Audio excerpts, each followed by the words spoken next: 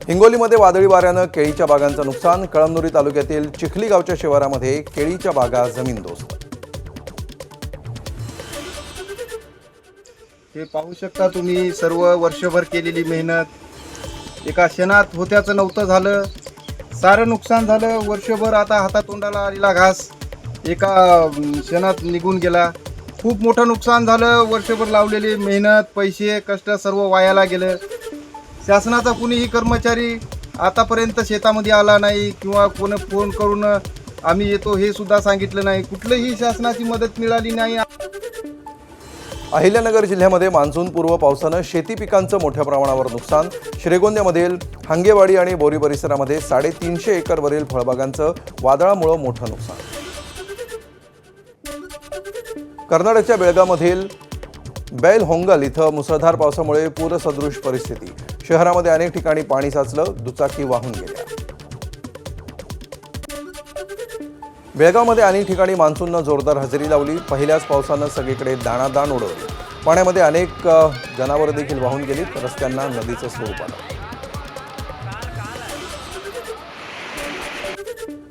यंदा मराठवाड्यामध्ये मान्सूनची एंट्री लांबण्याची शक्यता। शेतकऱ्यांनी पुरेसा पाऊस पडल्याशिवाय पेरणीची कामं करू नयेत।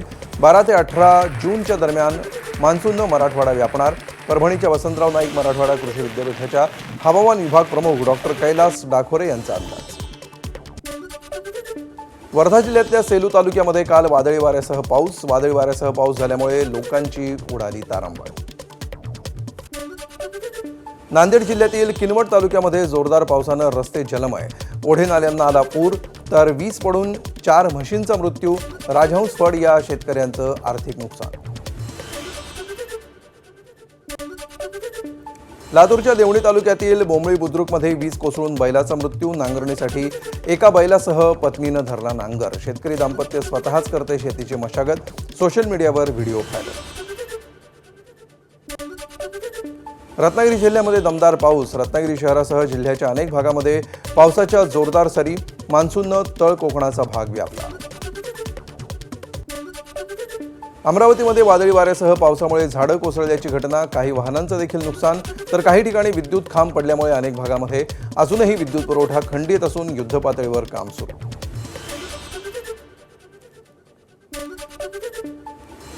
राज्यातील धरणसाठ्यांमधील भीषण स्थिती। मागील वर्षीच्या तुलनेत 5% कमी पाणीसाठा। यंदा धरणांमध्ये 26% जलसाठा उपलब्ध। गेल्या वर्षी याचवेळी 31% पाणीसाठा शिल्लक होता।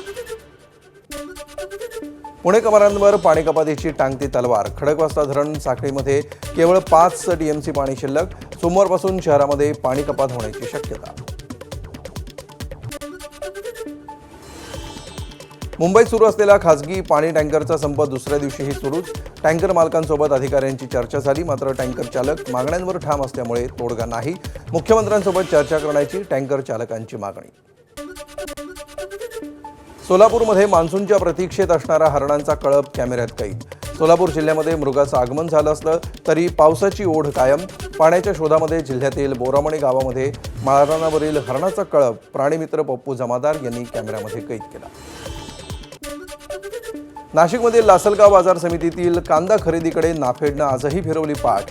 नाफेडच्या संस्थांनी बाजार समित्यांकडे केले परवान्यासाठी अर्ज। नाफेडच्या संस्थांनी पाठवलेले कांदे वखार महामंडळाच्या अधिकाऱ्याकडून रिजेक्ट। मागणी केल्याप्रमाणे तर त्यांना तात्काळ परवाना हा उपलब्ध करून द्यावा असं म्हणून, तर त्या संदर्भातला मार्केट फीमधून जे शासनाच्या सूचनेप्रमाणे सूटही देण्यात आलेली आहे। तर काल दिवसभरात आणि किंवा आज अद्याप किंवा संबंधित एजन्सीकडून कोणत्याही प्रकारची परवानाबाबतची मागणी अद्याप आलेली नाही आपल्याकडे। जर मागणी प्राप्त झाली तर आपण तात्काळ त्यांना परवाना देण्यात येईल। राज्य सरकारने घोषित केलेल्या शेतकरी कर्जमाफीनंतर देखील विदर्भामध्ये शेतकऱ्यांच्या आत्महत्येचं सत्र सुरूच। 1 ते 7 जून दरम्यान 11 शेतकऱ्यांच्या आत्महत्या।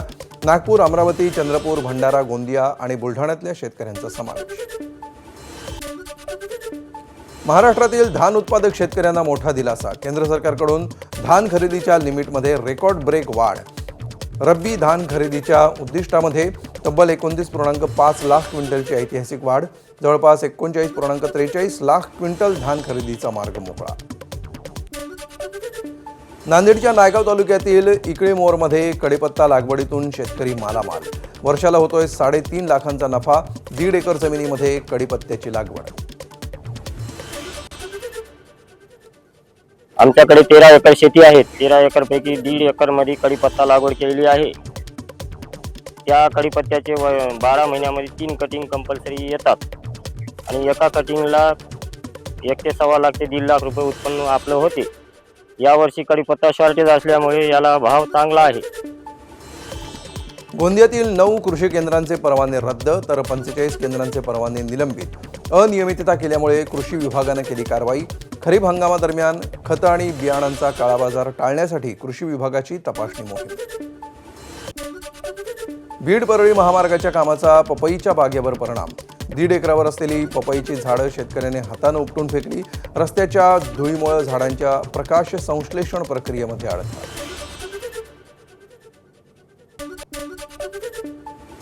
सांगलीत शक्तीपीठ महामार्गासाठी होणाऱ्या ड्रोन मोजणीला शेतकऱ्यांचा विरोध. खानापूर तालुक्यातील विट्याजवळच्या नागेवाडी आणि माऊली भाग्यनगरमधील शेतकऱ्यांचा ड्रोन मोजणीला विरोध. जयंत पाटलांचा शक्तीपीठ महामार्गाला विरोध. न मागितलेल्या रस्त्यासाठी 1 लाख कोटी खर्च का? जयंत पाटलांचा सरकारला सवाल. लोकमताविरोधात रस्ते नको, सरकारनं शक्तीपीठ महामार्गाचा आग्रह सोडावा, पाटलांची भूमिका. बीडच्या परळीमध्ये शेतकऱ्यांना अनुदानित बी बियाणं भेटेना. थेट कृषी कार्यालय गाठत केलं ठिय्या आंदोलन. खरीपाची तयारी सुरू असताना अनेक शेतकऱ्यांना अनुदानित बी बियाणं भेटलं नसल्याचा प्रकार. अहिल्यानगरच्या राहुरीमध्ये सरकारच्या कर्जमाफी विरोधात शेतकरी सेना रस्त्यावर. नगर मनमाड महामार्गावर राहुरीमध्ये रास्ता रोको आंदोलन. स्वाभिमानी शेतकरी संघटना देखील आंदोलनात सहभागी. वर्ध्याच्या गोरस भंडारवर झालेल्या कारवाईनंतर येथील दूध उत्पादन आणि विक्री बंद. दूध विकावं तरी कुठे, पशुपालकांना प्रश्न. खासगी डेअरी 42 रुपये लिटर दरानं दूध खरेदी करेना, त्यामुळे दूध विकायचं तरी कुठे, पशुपालकांना सवाल. मीरा भाईंदर महापालिकेबाहेर पाणी टंचाई विरोधात शिवसेनेचं टमरेल आंदोलन. नियमित आणि पुरेसा पाणीपुरवठा करण्याची शिवसेनेची मागणी. पंतप्रधान नरेंद्र मोदींची पंडित जवाहरलाल नेहरूंची बरोबरी. सर्वाधिक काळ पंतप्रधानपदी राहण्याच्या विक्रमाशी बरोबरी. पंतप्रधान मोदींच्या 3ऱ्या कार्यकाळालाही 2 वर्ष पूर्ण. मोदी उद्या सर्वाधिक काळ पंतप्रधान पद भूषवणारे पंतप्रधान होणार. नरेंद्र मोदींचा पंतप्रधानपदाचा 12 वर्षांचा कार्यकाळ पूर्ण झाल्यानिमित्त भाजपचा मेगा प्लॅन. उद्यापासून प्रगती पथ यात्रेचं आयोजन. मोदींनी पंडित नेहरूंचा विक्रम मोडला. विक्रमवीर मोदींवर विरोधकांकडून टीकेची झोड. न पंतप्रधान मोदी नेहरूंच्या कामाचा विक्रम मोडू शकत नाहीत. ठाकरेंचे शिवसेनेचे खासदार संजय राऊत यांची टीका. तर नेहरूंनी कोणताही विरोधी पक्ष फोडला नाही, राऊतांचा टोला. खरं म्हणजे हे एक तप झाल्यावर मोदींनी केदारनाथच्या गुफेत जाऊन 12 वर्षाचं आत्मचिंतन केलं पाहिजे त्यांच्या प्रमुख सहकाऱ्यांसह. आणि मग 12 वर्षात आपण काय करू शकलो याचा लेखाजोखा एका पत्रकार परिषदेत त्यांनी सादर केला पाहिजे. मोदी भारताचा मान वाढवतात, राऊत पाकिस्तानचा उदो करतात, नवनाथ बन यांची टीका. तर संजय राऊतांना पाकिस्तानचा सर्वोच्च पुरस्कार द्या, भाजपचे मुख्य प्रवक्ते नवनाथ बन यांचा घणाघात. पंतप्रधान नरेंद्र मोदीजी हे भारतरत्न आहेतच, या भारताचे सुपुत्र आहेत. पण संजय राऊत तुम्हाला पाकिस्तानचा सर्वोच्च पुरस्कार दिला पाहिजे, कारण रोज उठून पाकिस्तानचा उदो करणं एवढंच संजय राऊतांचं काम आहे. राज्यसभेच्या उमेदवारीसाठी राष्ट्रवादीमध्ये प्रवेश करण्याची अट होती. राष्ट्रवादीची अट मान्य केली नाही. भाजप नेत्या नवनीत राणा यांनी केलं स्पष्ट. उपमुख्यमंत्री सुनेत्रा पवार यांना भेटून जागा भाजपला देण्याची विनंती केली होती, मात्र त्यांनी विनंती मान्य केली नसल्याचं राणा यांनी फेसबुक पोस्ट करून दिली माहिती. गोकुळ गीते यांची नाशिक विधान परिषद निवडणुकीतून माघार घ्यायला नकार. नाशिकमध्ये गीतेविरुद्ध दराडे सामना रंगणार. गोकुळ गीते यांच्या समजुतीसाठी आलेल्या उदय सामंत, दादा भुसे आणि गिरीश महाजन यांना गोकुळ गीते यांची मनधरणी करण्यात अपयश. नाशिकमधल्या महायुतीतल्या बंडखोरीमुळे शिवसेना मंत्र्यांमध्ये नाराजी. गिरीश महाजन आणि उदय सामंतांच्या दौऱ्यानंतरही बंडखोरी कायम. बंडखोरी मागे भाजप नेते असल्याचा शिवसेनेला संशय. उपमुख्यमंत्री एकनाथ शिंदेंकडे नाराजी बोलून दाखवल्याची सूत्रांची माहिती. औरंगाबाद मध्यवर्ती बँक निवडणुकीमध्ये शिवसेनेला मोठा धक्का. अब्दुल सत्तार यांचे पुत्र समीर सत्तार यांचा अर्ज बाद. कन्नड शिवसेना आमदार संजना जाधव यांचा अर्ज बाद. किशोरी पेडणेकर यांच्याकडून मृणालताई गोरे पुलाची पाहणी. मृणालताई गोरे पुलाच्या कामावरून विरोधकांनी टीका केली आहे. 250 कोटी खर्चून मृणालताई गोरे पुलाचं बांधकाम झालंय. 6 जून हा काळा दिवस असल्याचं मंत्री गिरीश महाजन यांचं विधान. ऑपरेशन ब्लू स्टारवर महाजनांची टीका. पंजाबमधील अमृतसरमध्ये 42व्या शाहिदी समागम कार्यक्रमाला महाजनांची उपस्थिती. अब्दाली आया था उस वक्त जिस तरह से उन्होंने हमारे कई भाइयों बहनों को शहीद किया था, उसी तरह से हमारे ही देश में हमारे प्रधानमंत्री ने हमारी इतनी बुरी हालत कर दी थी। और इतने हजारों कत्ल होने के बाद दुख की बात तो यह है कि किसी को सजा नहीं मिली। गिरीश महाजनांची मंत्रिमंडळातनं हकालपट्टी करा. ठाकरेंचे शिवसेनेचे खासदार संजय राऊतांची टीका. ऑपरेशन सिंदूर हाही काळा दिवस आहे का? संजय राऊतांचा महाजनांना सवाल. महाजनांना तिथे का पाठवलं? फडणवीसांनी स्पष्टीकरण देण्याची मागणी. देशाच्या पंतप्रधानांना थोडी जरी राष्ट्रभक्ती शिल्लक असेल, देशाच्या पंतप्रधानांमध्ये आणि राज्याच्या मुख्यमंत्र्यांमध्ये थोडी जरी राष्ट्रभक्ती शिल्लक असेल, तर गिरीश महाजन या माणसाला त्यांनी लाथ मारून मंत्रिपदावरून हाकलून द्यायला पाहिजे आणि भाजपमधून हाकलून द्यायला पाहिजे. दरम्यान ज्यांचा अभ्यास नाही ते बेताल बोलतात. गिरीश महाजन यांच्या ऑपरेशन ब्लू स्टारवरच्या टीकेला काँग्रेस नेते विजय वडेट्टीवार यांचं उत्तर.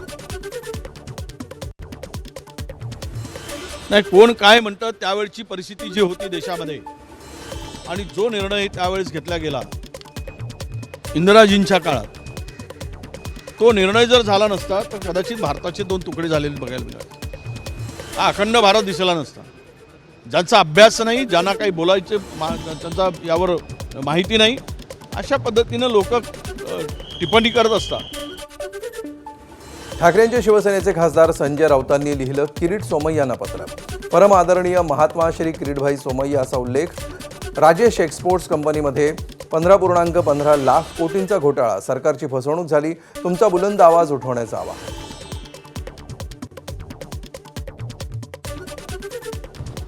एक राजेश मेहता आणि काही राजेश एक्सपोर्ट्स, मेहता एक्सपोर्ट्स नावाची जी कंपनी आहे, 15.5 लाखाचा महसूल घोटाळा आहे. आणि त्या घोटाळ्यामुळे त्या कंपनीमध्ये LICनं भागीदारी घेतली 10%. आणि LIC पॉलिसीधारकांचे जवळजवळ 770 कोटी त्यात फसलेले आहे, जनतेचा पैसा. आता अनेक त्यांनी सबसिडियरीज कंपन्या, शेल कंपन्या स्थापन केल्या या मेहताने परदेशात, स्वित्झर्लंड, आणि त्या मार्गातून पैसे इकडे तिकडे वळवले.